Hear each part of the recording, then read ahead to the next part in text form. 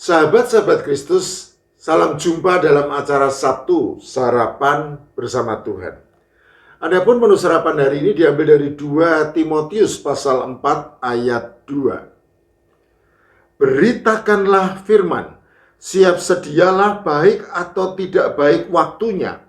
Nyatakanlah apa yang salah, tegurlah dan nasihatilah dengan segala kesabaran dan pengajaran.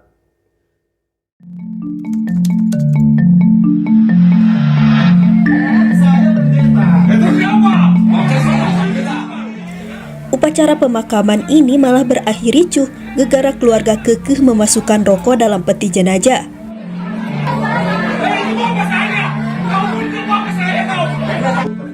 Dalam sebuah video yang jadi sorotan di media sosial Instagram, terlihat seorang pendeta mewanti-wanti keluarga jenazah agar tidak memasukkan sebuah tas yang isinya rokok ke dalam peti.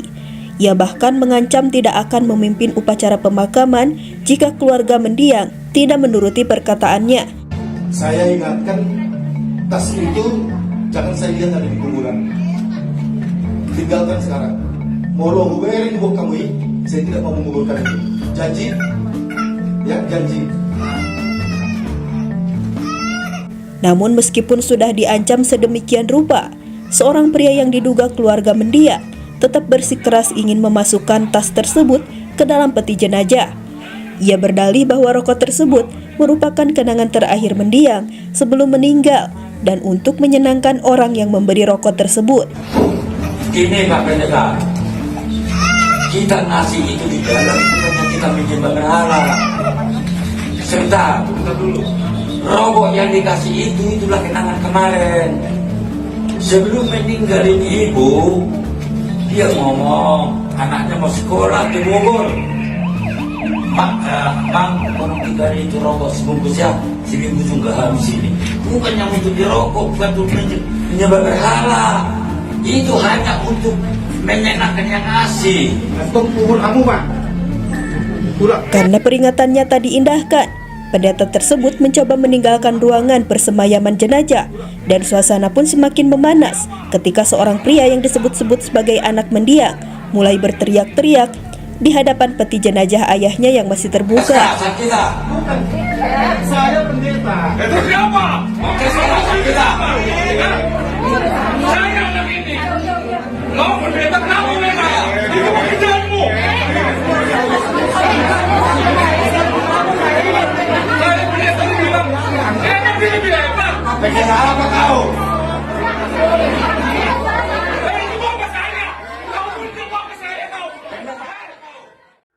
Beberapa waktu yang lalu viral di media sosial keributan yang terjadi pada acara ibadah tutup peti antara seorang pendeta dari gereja HKBP yang memimpin acara perkabungan tersebut dengan pihak keluarga berkabung yang kemungkinan besar juga merupakan anggota jemaat gereja HKBP.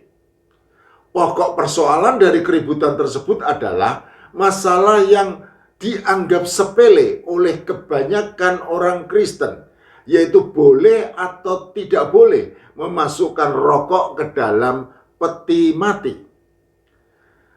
Tentu saja masalah tersebut bukan masalah sepele, karena bisa jadi juga menyangkut pemahaman iman Kristen yang benar. Dan itulah sebabnya sang pendeta bersikap tegas sehingga memicu respon keras dari pihak keluarga berkabung yang kemudian berujung pada keributan.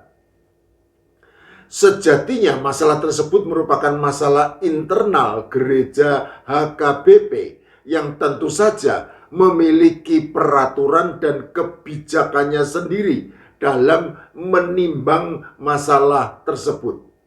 Namun, berhubung masalah serupa juga sangat mungkin terjadi dalam ibadah tutup peti pada semua denominasi gereja, maka pada edisi Sabtu hari ini kita juga akan membahasnya.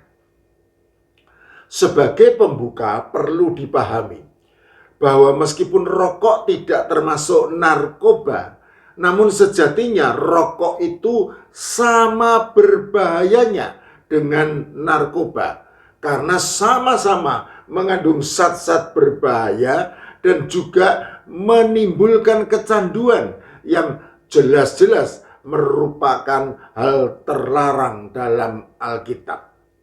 Mengenai hal kecanduan, silahkan menyaksikan Sabtu edisi 181 dengan judul "Kecanduan Itu Dosa".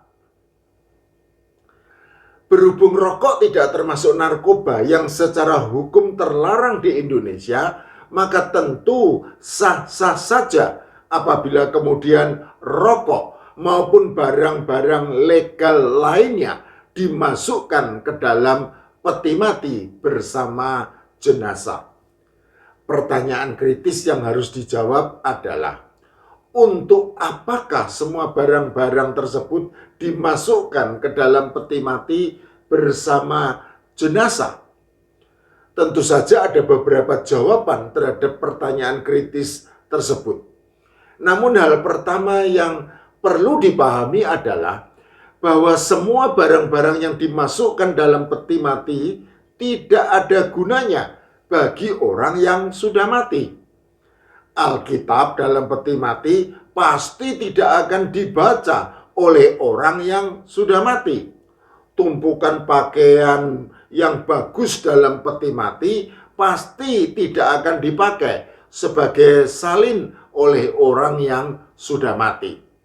Dan rokok dalam peti mati pasti juga tidak akan dinyalakan dan dihisap oleh orang yang sudah mati, apalagi jika tidak disertakan korek apinya.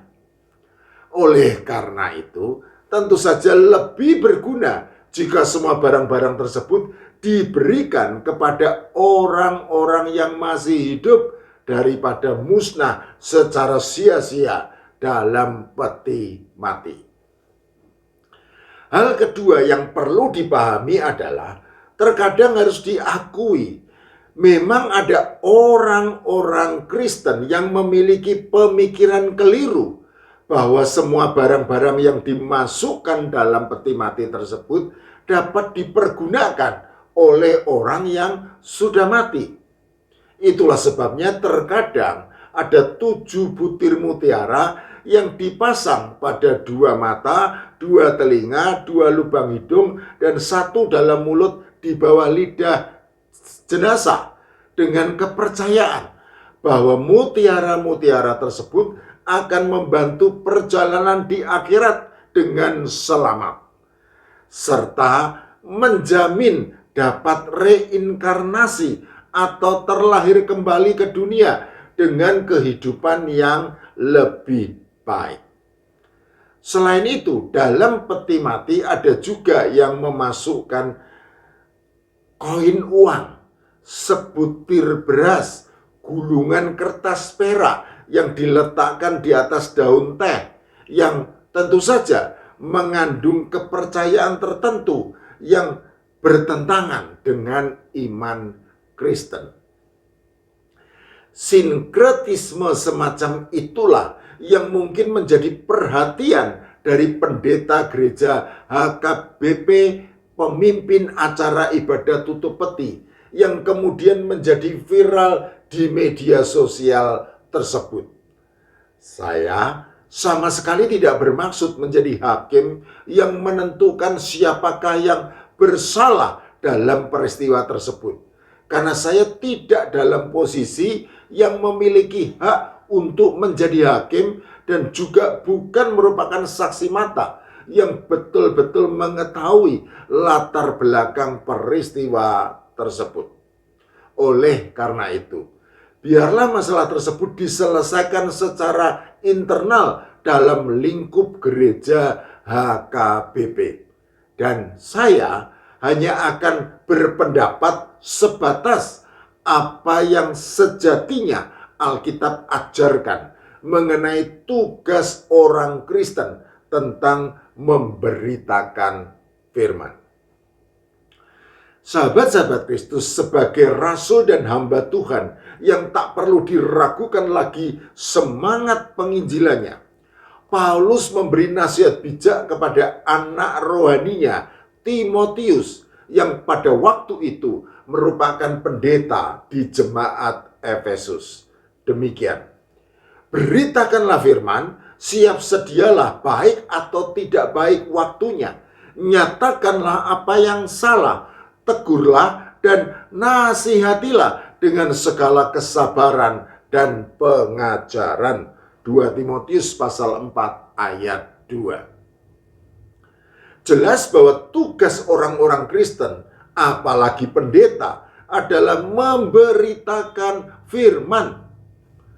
Memberitakan firman berarti di dalamnya termasuk menyatakan apa yang benar dan yang salah.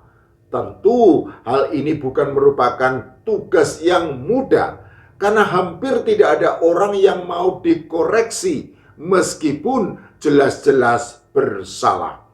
Namun, teguran harus tetap disampaikan dan apa yang salah harus tetap dinyatakan. Pada titik kritis inilah Paulus memberi nasihat bijak.